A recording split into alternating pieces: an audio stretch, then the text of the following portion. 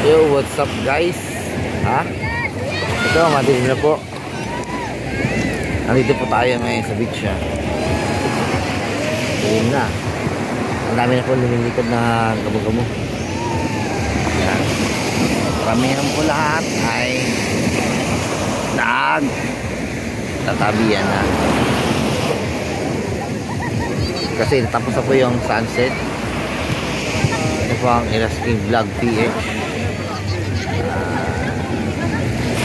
Gusto ko lang ipakita sa inyo yung beach ng Morong na napakaganda. Guys, sana magustuhan niyo yung video ko.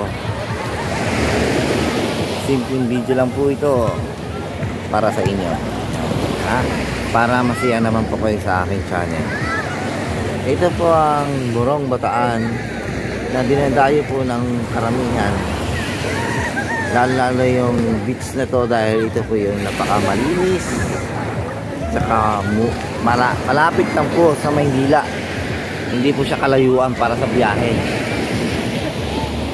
3 hours lang po nandito tayo sa Morong, kasi ang biyahe po namin kanina 4.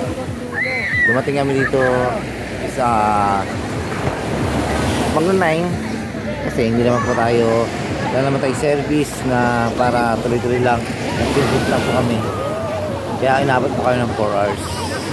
Pero kung may service po tayo 3 hours lang kayo, 2.5. Paki-like and share na lang po ang aking videos, at nagpapasalamat po ako sa mga subscriber ko, sa mga subscriber ko dyan. Para sa inyo po itong video nito. Yan. Ito po ang Erasking Vlog PH na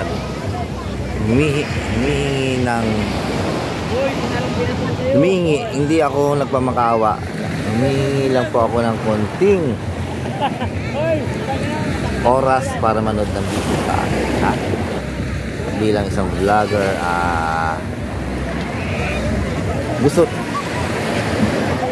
bilang isang vlogger na gumagawa ng isang content, yun po lahat ang inihiling namin, yung panonood. Konting oras lang po para sa aming video na simple lang. Ayan.